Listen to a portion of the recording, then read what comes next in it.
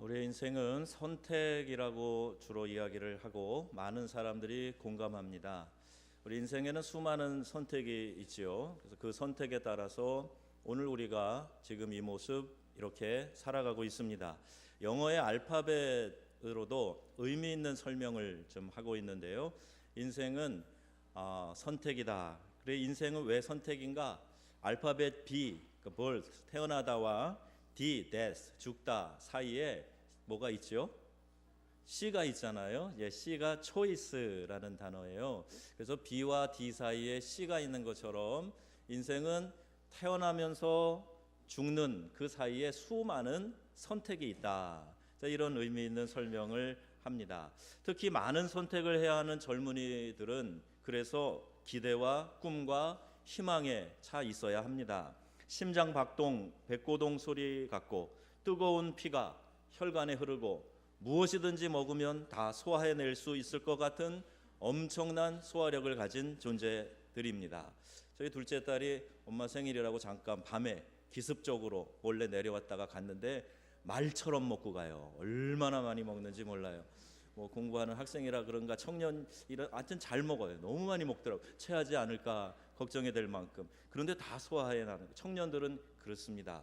많은 현대 젊은이들이 그런데 이상하게 꿈을 잃고 살아가고 있어요. 연애, 결혼, 출산 이 세 개는 포기하고 살아야 돼, 이 땅에서. 그래서 이른바 3포 시대라고 스스로 선언하더니 거기에다가 주택과 취업 이거 포기해야 된다. 5포 시대 또 나가서 7포 시대 이렇게 이야기를 합니다. 이러한 대한민국 정말 살기 어렵구나, 지옥 같구나. 그래서 헬조선이라고 부르는 은어까지 만들어졌습니다.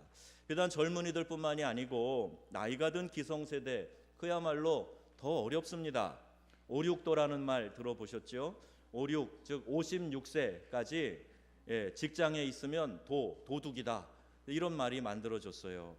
이러한 현실의 삶, 경제적인 문제 이런 것만 어려운 것이 아니라 진짜 문제는 영적인 갈급, 이것으로 괴로워하는 사람들이 너무나 많이 있다는 거예요. 공허하고 우울하고 괴로운데 그 괴로움의 근원이 뭔지 몰라서 방황하는 사람들이 그토록 많습니다. 그런데 그 뿌리는 영적인 데 있다 하는 거예요. 우리 사람은 육체만 지니고 있지 않아요.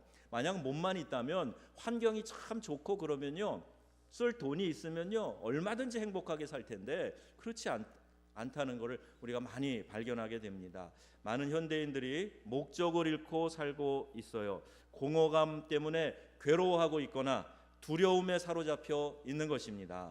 그래서 가벼운 우울증, 공황장애 같은 정신질환을 앓고 있는 사람들이 5명 가운데 1명꼴은 있다, 이렇게까지 이야기를 하는 거예요. 이 공허감과 삶 속에서의 갈증이 어디서 오는 것입니까? 이것은 하나님을 떠난 인간이 겪는 비극이다, 이렇게 성경은 분명히 말씀해주고 있습니다. 성 어거스틴도 이런 말을 했어요. 인간에게는 하나님만이 채울 수 있는 절대 공간이 있다 그랬어요. 그 어떤 것으로도 채워지지 않는 절대 공간, 하나님만 채울 수 있는 그 공간이 있기 때문에 하나님 만나고 하나님이 채워주시지 않으면 인간은 공허감을 느끼는 것입니다. 미국의 한 정신과 의사가 비만증은 정신적 영향이다 라는 글을 써서 많은 사람들에게 충격을 주었어요. 내가 이렇게 뚱뚱해지는 거, 왜 비만해지는가 봤더니 자꾸 배고픈 것 같아가지고 뭘 먹고 그래도 속이 안 채워져서 먹고 그러다 보니까 비만증이 됐다는 거예요. 사실은 위가 비어서 배고픈 게 아니라 이 속이 허해서 자꾸 뭐를 먹게 돼서 비만증이 되었으니 비만증과 또 이 시대의 사람들이 겪는 이 정신적인 문제와 영향이 있다, 이것을 글로 연구로 밝힌 겁니다. 그래서 우리 삶 속에 공허감을 채우기 위해서 사람들은 술이나 마약이나 쾌락이나 놀이로 또는 이렇게 먹는 것으로 채우려고 하는 것입니다. 혹시 이 밝은 봄 햇살 기운을 맞아도 여전히 마음이 우울한 분들 계십니까? 여러분 표정을 제가 지금 살피고 있어요. 이 맑은 봄날에 여전히 내 마음은 우울하다, 그런 분 혹시 계세요? 이 현대인들이 두려움에도 눌려 있습니다. 영적인 갈증으로 괴로워합니다. 목적 없이 방황합니다. 이게 얼마나 안타까운 일인지 몰라요. 그 무한한 삶의 가능성과 에너지를, 그 중요한 시간들을 쓸데없는 곳에 탕진하고 있습니다. 또한 그들은 미칠 것 같다 그래, 죽고 싶다고 말하고 죽겠다고 합니다. 우리 대한민국의 행복 지수를 조사했더니 OECD 국가들, 세계에서 그래도 경제적으로 잘 산다 하는 국가들 36개 나라 중에 32위를 했어요. 32위를 했어요. 그러니까 행복 지수가 그렇게 낮다는 거예요. 좋지 않다는 거예요. 행복하지 않다는 겁니다. 12년 동안 자살률 1위 OECD 국가 중에서, 그리고 하루 40여 명 자살, 70만 명이 불면증에 시달리고 있고 우울증이 보편화되어 있는 그런 사회. 한국이 노인 빈곤율이 무려 49%나 됩니다. 산재 사망률이 최상위권이에요. 연간 노동시간이 세계 이 OECD 국가 중에 3위예요. 출산율 OECD 중 꼴찌예요. 애기 안 난다는 거예요. 애 낳고 키우는 게 그만큼 힘들다는 이야기예요. 교통사고 사망률 2위. 이런 기록들을 통해서 보면 이 나라에서 살아가는 것이 그렇게 녹록하고 쉬운 일이 아니라는 겁니다. 왜 심지어 꿈과 희망에 차 있는 젊은이들까지도 스스로 목숨을 끊는 것입니까? 그 이유가 목적이 없기 때문이에요. 여러분, 옛날에 이 각설이 타령 들어보셨나요? 우리가 또 민속 전통이라고 뭐 장만 열리면 요새도 이 각설이 분장을 하고 아주 인기 종목인데, 너희들이 넉살 좋게 한마당 놀이를 하듯이 그들의 고통스러운 가난한 삶을 해학적으로 풀어내지 않습니까? 거지가 배고파서 자살했다, 이런 얘기 들어보지 못했습니다. 왜? 거지에게는 확실한 그날의 사명이 있기 때문이에요. 오늘 내 쪽박이 깨지더라도 나는 얻어먹어야 된다. 밥 한 술 얻어가야 우리 자식 새끼들 먹일 수 있다. 그러니까 쉬고 들어간다 그러면서 돌아다니는 거예요. 쪽박이 깨지더라도 얻어먹어야 된다. 확실한 삶의 목표 있기 때문에 자살률 10위까지의 나라들을 조사해보면 소위 잘 산다는 나라들입니다. 사회복지가 잘 된 유럽인들, 그 유럽 나라들이 자살률이 더 높다. 이건 정말 아이러니한 거 아닙니까? 왜 의욕이 없고 심지어 죽겠다고 하고 인생에 만족이 없습니까? 생명을 걸 만한 인생의 목표가 없고 의무감에 혹은 당연성에 끌려가면서 살기 때문에 기쁨과 만족이 없다는 거예요. 이 땅에 사는 우리 예수 믿는 사람들이 부활의 기쁨을 회복한다면 어떤 일이 일어날까? 정말 기대가 됩니다. 이 땅에 우리 예수 믿는 사람들이 주님이 주시는 기쁨이 회복된다면 우리의 삶이 어떻게 변화될까? 기대가 되지 않습니까? 부활의 주님이 주시는 기쁨이 저와 여러분에게 충만하기를 주 예수님의 이름으로 축원합니다. 그런데 여러분, 인생 참 만만치 않고 힘드니까, 지나친 경쟁 속에 사랑을 잃고 외로우니까 그렇게 살기 힘들어하는 것 아닙니까? 목마른 갈증과 채워지지 않는 공허가 우리의 인생에 분명히 존재하고 있어요. 모른다고 없다고 그러는 게 아니라 있단 말입니다. 성경은 뭐라고 말씀하세요? 요한복음 7장 37절입니다. 예수께서 서서 외쳐 가라사대 같이요, 누구든지 목마르거든 내게로 와서 마시라. 우리 예쁜 어린이들 거기서도 이렇게 글씨 보이면 같이 읽어요. 성경 말씀, 하나님의 말씀, 우리의 입으로 읽는 게 얼마나 중요한지 몰라요. 그렇게 할 때에 믿는 자는 성경의 이름과 같이 그 배에서 생수의 강이 흘러나리라. 아멘. 이렇게 약속의 말씀을 주시는 거예요. 갈증 때문에 괴롭냐? 그러면 내게로 와서 마셔. 이 속에서 알지 못하는 생수의 강이 흘러갈 거야. 목마르지 않을 거야. 더 이상 갈증에 시달리지 않을 거야. 이렇게 말씀하고 계시는 겁니다.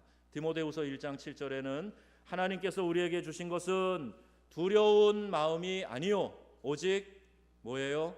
능력과 사랑과 절제하는 마음이다 그랬어요. 하나님은 우리에게 두려워하는 마음 주시는 하나님이 아니시란 말이에요.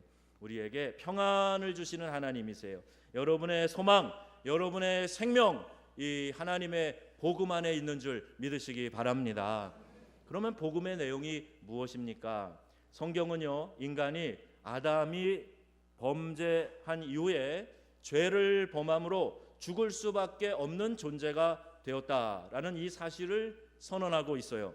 로마서 3장 23절에 모든 사람이 죄를 범하였음에 하나님의 영광에 이르지 못한다, 이렇게 선언하고 있습니다. 또 6장 23절에도 이 죄의 결과는 사망이요 하나님의 은사는 그리스도 예수 우리 주 안에 있는 영생이라, 이렇게 말씀하고 계세요. 로마서 6장 16절, 우리는 죄의 종으로 사망에 이르는 존재라고 말씀하고 있습니다. 죄가 우리를 주관하여 우리가 불의의 병기, 즉 사탄의 도구로 사용되고 있다라는 그 말씀이에요. 그래서 내 뜻대로 사는 것이 아니라 내 속에서 주관하고 역사하는 이 사탄의 도구가 되어서 살아가고 있다는 거예요. 여러분, 죄에는 힘이 있습니다. 죄에는 권세가 있어요. 죄에는 끄는 매력이 있습니다. 그 힘과 권세가 우리를 억지로 끌고 가는데 어디로 끌고 가느냐? 망할 곳으로 끌고 갑니다. 이 죄의 권세에 매여 있다가 해방된 사람은 죄 사함의 은혜가 어떤 것인지 알게 되는 거예요. 여러분은 자신 뜻대로 살아가고 있습니까? 많은 사람들은 어떤 힘에 이끌려 살아가고 있어요.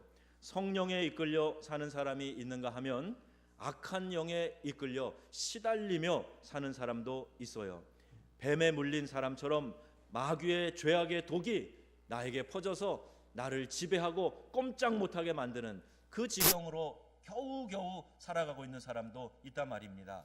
그런 사람은요, 움직이면 움직일수록 내 뜻이 아니라 마귀의 뜻만, 그 일만 하고 다니는 거예요.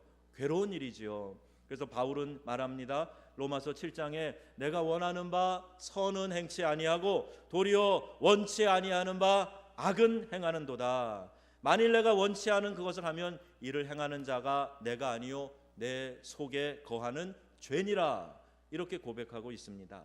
다시 말하면 내가 원해도 선으로 가지 아니하고 오히려 죄악으로 가고 알지 못하는 어떤 힘에 이끌려서 이렇게 죄를 짓게 된다, 울부짖고 있는 거예요. 다시 바울은 절규합니다. 오호라 나는 곤고한 사람이로다. 이 사망의 몸에서 누가 나를 건져내랴. 이렇게 지금 독백하며 절규하고 있어요. 그럼 이 사망의 몸, 사망의 굴레, 사망의 수렁에서 누가 나를 건져낼 수 있단 말입니까?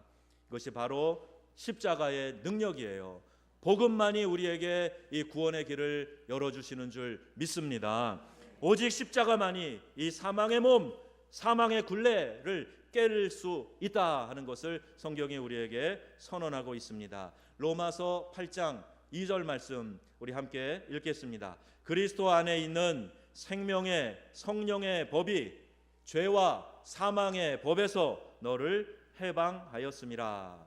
십자가 복음만이 인간으로 하여금 구원을 얻게 한다 하는 거예요. 로마서 1장 16절, 로마서 1장 16절 자막에 보여주세요. 함께 읽습니다. 내가 복음을 부끄러워하지 아니하노니 이 복음은 모든 믿는 자에게 구원을 주시는 하나님의 능력이 됨이라. 먼저는 유대인에게요 그리고 헬라인에게로다. 아멘. 복음은 우리를 구원해 주시는 하나님의 능력이라 분명히 이렇게 선언하고 있습니다. 이 십자가의 능력은 모든 대적을 물리치는 능력이에요. 즉 의심을 깨는 능력이 복음 안에 있습니다. 죄를 깨는 능력이 있습니다. 불순종을 깨는 능력이 있습니다. 이 무력감을 깨는 능력이 있습니다. 어디에요? 복음 안에 있는 거예요. 날 구원하신 이 복음 안에 이와 같은 것들을, 죄의 권세를, 무기력을, 의심을, 무력감을 깨는 능력이 있다는 거예요. 성경 예레미야 13장 23절에서 이 문제를 제기하고 있어요. 함께 한번 읽어보겠습니다. 구스인이 그 피부를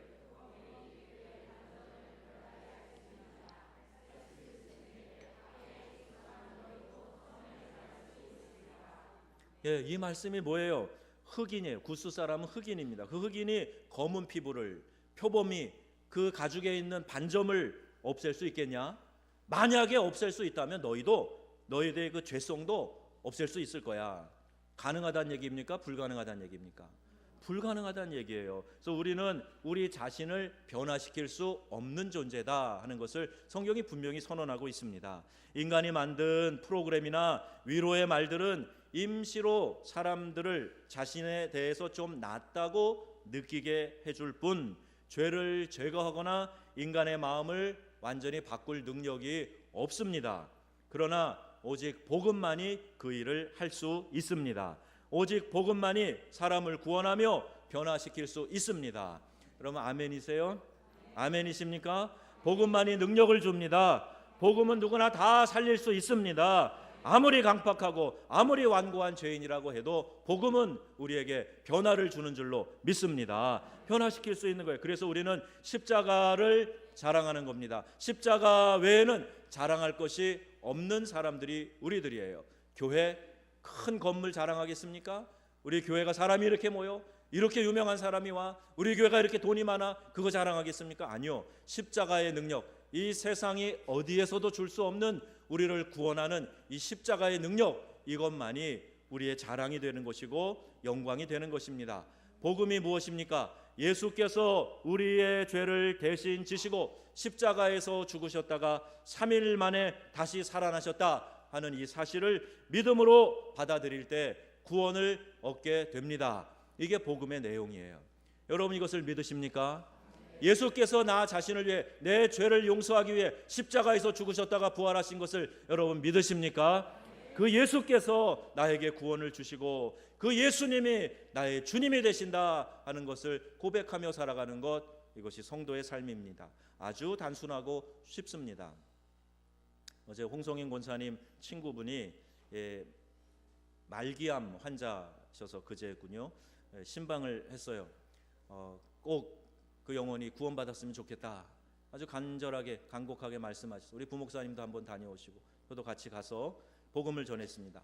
그분과 그분의 아내에게 복음을 전했어요. 그리고 그분들이 다 예수님을 영접하는 그 기도의 시간을 갖는데 다 그 기도를 따라하시고 주님을 영접했어요. 어렵고 복잡해서 예수 못 믿는 게 아닙니다. 우리의 마음에 사단의 결박이 있으면 복음이 들려지지 않아요. 또 누구가 들려주지 않으면 들을 수 없는 겁니다. 그러나 이 복음에는 능력이 있어서 모든 믿는 자들을 구원케 하시는 역사가 일어나는 줄로 믿습니다. 또 그 복음을 우리가 가지고 있는 거예요. 오순절날 성령의 강림이 있은 후에 베드로는 예루살렘 백성들에게 십자가 복음을 전했습니다. 그리고 하나님의 말씀을 들은 예루살렘 백성들은 형제들아 우리가 어찌할꼬 하면서 절규했어요. 그때 베드로가 말합니다. 너희가 회개하여 각각 예수 그리스도의 이름으로 세례를 받고 죄 사함을 얻으라. 그리하면 성령을 선물로 받으리니. 이렇게 말씀합니다. 회개, 메타노이아, 돌아서는 거예요. 죄의 길로 더 이상 가지 않고 이제 방향을 바꿔서 우리 주님을 향하여 나아가는 겁니다. 나의 죄를 용서하시고 이제 주님의 그 은혜 안에 살겠습니다. 그 결단을 하는 거예요. 아직 부족할지라도 내 삶이 완벽하지 않을지라도 나는 예수님을 나의 주님이라고 모시고 살겠습니다. 이게 회개하고 결단하는 삶입니다. 그렇게 할 때 여러분 우리 주님이 우리 안에 오셔서 하나님의 자녀가 되는 권세를 주시겠다 말씀하고 있어요. 여러분 회개하고 예수님을 나의 구주로 영접하시기를 바랍니다. 내 고집, 내 삶의 방식, 이제까지 살아오던 죄의 습관들 이대로 살지 마시고 이거 다 던져버리고 방향을 바꿔서 주님 안에서 살겠습니다. 이 결단이 있을 때 우리 안에 하나님의 능력이 나타나게 될 줄로 믿습니다. 왜 부활이 능력인가? 사망의 권세를 이길 수 있는 것은 이 세상에 아무것도 없기 때문이에요. 사망의 권세 깨고 부활하신 예수님은 부활의 첫 열매가 되셔서 믿는 자들도 그를 따라 다시 살아나 영원한 천국 복락을 누리게 해주신다 말씀하고 있어요. 그래서 복음은 하나님의 능력입니다. 여러분 이 능력이라는 단어가 두나미스라고 하는 단어예요. 이 단어는 다이너마이트의 원어입니다. 다이너마이트가 여기에서 왔어요. 대포알, 이 총알 보면 그냥 쇠조각밖에 안 돼요. 근데 여기서 폭발하고 이 뇌관이 당겨져서 나아갈 때는요 놀라운 힘이 거기서 나오게 되는 것을 봅니다. 포탄이 떨어지는 곳에 큰 웅덩이가 생길 정도예요. 총알이 지나간 자리를 보면 큰 구멍이 뚫립니다. 1초에 3,000번 돌면서 3km를 날아가는 게 총알의 힘인데 그 뒤에서 폭발한 화약 때문에 그렇게 힘을 갖게 되는 거예요. 이보다 더 강력한 것이 다이너마이트인데 복음은 우리의 이 복음은 그 능력이 마치 다이너마이트와 같은 힘이 있다고 말씀하고 있는 거예요. 예수의 십자가를 믿으세요 라고 말하는 것 작은 것 같지만, 이 말이 입에서 나가는 순간에, 이 말이 심령으로 들어가는 순간에 내 안에서 폭발하는 두나미스의 능력이 나타나서 그 심령이 변화되고 사탄의 결박이 끊어지고 예수 믿는 하나님의 자녀로 변화되는 역사가 일어난다 하는 겁니다. 이게 복음의 능력이에요. 사람의 말에 제주에 있는 것이 아닙니다. 내가 듣기 좋은 말 들었다고 좋은 환경에서 은혜로운 분위기에 있다고 그걸로 해결되는 것이 아니라, 복음의 능력이 내 심령으로 뚫고 들어와야 내 안에 어둠의 권세가 거치고 결박이 끊어지고 하나님의 자녀로 능력 있는 삶을 살게 되는 줄로 믿으시기 바랍니다. 이것이 복음의 능력이에요. 여러분, 이 나라를 사랑하십니까? 여러분, 가정을 사랑하십니까? 그러면 예수 믿으셔야 됩니다. 그것이 가정과 나라를 살리는 길이기 때문입니다. 부활절에는요, 우리가 새 생명 전도 축제를 합니다. 뭐 하는 건가? 전도하여 교회로 한 분씩 초청해서 모시고 오는 거예요. 어떤 분들은 정말 열심히 눈물로 기도하고 내 가족, 친척들, 이웃들 전도하려고 애쓴 분들이 많이 계시는 걸로 알아요. 어떤 분들은 그냥 교회가 의례적으로 하는 거지, 그리고 별로 관심을 안 가진 분들도 아마 계실지 모르겠어요. 근데 이 일은 너무나 귀한 일입니다. 주님이 우리에게 명령하셨기 때문에 한 영혼이라도 더 건져내기 위해서 전도를 통해 믿지 않는 자들을 구원하기를 기뻐하신다 하는 하나님의 그 기쁨을 생각하면서 한 영혼 한 영혼 정말 정중히 여러분들을 교회로 모시고 온 거예요. 사랑하기 때문에, 이 영혼 구원해야 되기 때문에, 우리 권사님이 내 친구 지옥 가지 않도록 그 영혼 구원해야 되기 때문에 목사님 좀 시간 나십니까? 목사님 좀 가주시면 안 되겠습니까? 이런 이야기 하는 것이 사랑하는 마음 때문에 아니겠습니까? 여러분, 영혼을 사랑하는 마음, 우리 주님이 우리에게 주신 마음인 줄로 믿습니다. 그 마음 가지고 여러분들을 초청하고 여러분이 오늘 이 자리에 오신 거예요. 그러면 그 의미를 살려서 절대 우리가 이 시간 놓치지 말아야 할 것이 있습니다. 바로 예수님을 나의 구원자로 모셔드리는 거예요. 교회를 여러 번 오랫동안 출입을 했어도 아직도 예수님이 구원자인 것 같기는 한데 내 인생의 주님이 되지 않으신 분이 계시면, 이 교회 여러분, 내가 주인이 아니라 예수님이 내 인생의 주인이십니다 라고 진지하게 고백하실 수 있기를 바랍니다. 우리가 이 땅에서의 삶은요, 100년, 200년, 1000년, 만년 이어지는 것이 아닙니다. 한 번 죽는 것은 사람에게 정하신 것이요, 그 후에는 심판이 있을 것이다. 성경은 분명히 말씀하고 있어요. 죽음에 대한 생각하면 불쾌할 수 있겠지요. 그러나 이것은 하나님이 정하신 법칙입니다.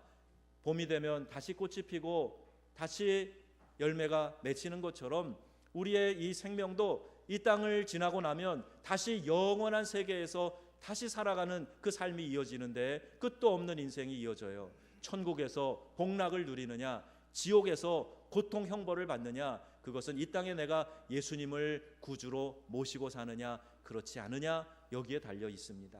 여러분, 우리 주님이 예수 그리스도께서 십자가에서 고통받으신 이유가 바로 우리를 구원해 주시기 위해서예요. 그리고 우리 모두에게 믿기만 하면 영생을 주시겠다고 약속의 말씀을 해주고 계시는 것입니다. 여러분, 다 이 복음을 받아들이시고 주의 초청에 응답하시기를 주님의 이름으로 축원합니다. 복음은 다이너마이트예요. 복음이 떨어진 곳에는 무당도 귀신도 꼼짝 못하고 어떤 마귀의 권세도 무너지게 되는 줄로 믿습니다. 멀쩡히 앉아 계시지만 우울증에 빠져 결박을 당하고 있고, 내 삶의 그 무엇인가가 나를 지배하고 있고 어렵게 만들고, 이 속에 항상 분란이 일어나게 만들고, 나로 인하여서 공동체를 힘들게 만들고, 다 마귀의 역사예요. 이 복음의 능력이 이와 같은 것들을 회복시켜서 살기 좋은 것, 가정 천국 만들고, 내가 들어가서 일하는 그 모든 공동체가 은혜로운 공동체로 변화되고, 내가 손대고 하는 그 모든 일들마다 축복이 있어서 하나님이 보장하시는 그런 인생을 살게 된다. 이것이 복음이 우리에게 주시는 능력인 것입니다. 복음을 전해서 여러분, 많은 영혼을 살리는 것이 저희 교회의 사명이고, 이곳에 목사로 사역을 하고 있는 저의 사명이요, 성도로 부르심을 받은 여러분 개개인의 사명인 것입니다. 아직 주님을 자신의 구주로 영접하지 않으신 분이 있으시면 이 시간 이 말씀에 의지해서 주님을 여러분의 마음속에 나의 구원자로, 나의 주님으로 영접하시기를 바랍니다. 어려운 게 아니에요. 어려운 게 아니에요. 그 집에 들어갈 때 대문 앞에 나와 계시다가 목사님 안녕하세요. 어서 오세요. 그리고 집 응접실로 이렇게 저를 데리고 들어갔어요. 이게 영접입니다. 맞아 드리는 거예요. 예수님이 지금 여러분 마음 문 밖에서 두드리고 계세요. 볼지어다 내가 문 밖에 서서 두드리노니 누구든지 내 음성을 듣고 문을 열면 내가 그에게로 들어가 그와 더불어 먹고 그는 나와 더불어 먹으리라. 사귐의 교제가 일어난다는 거예요. 아직 예수님이 여러분에게 구원자 되지 않으셨습니까? 지금 여러분의 마음의 문을 두드리고 계세요. 언제 이 복음을 또다시 들을지 몰라요. 여러분 마음의 문을 여시고 주님을 마음에 초청하시기를 바라요. 영접하는 자, 곧 그 이름을 믿는 자들에게는 하나님의 자녀가 되는 권세를 주셨다 말씀하고 있습니다. 우리 사랑하는 지체들, 우리 어린이들 예수님을 마음에 다 모셔드리시고 다 천국을 소유하시고 이 땅에 하나님의 자녀의 권세를 누리는 삶을 살아가시기를 축복합니다. 십자가의 복음은 우리를 죄에서 건져내시고 구원하시는 하나님의 능력이라 말씀하고 있어요. 내 죄를 위해 대신 죽으신 주님을 생각하고 그 주님 앞에 감사드리고 사망 권세 이기시고 부활하시어서 우리의 구원자로 다시 오실 예수님, 그분에 대해서 전하며 살아가는 저와 여러분, 우리 교회 공동체 다 되시기를 주 예수님의 이름으로 축원합니다. 아멘.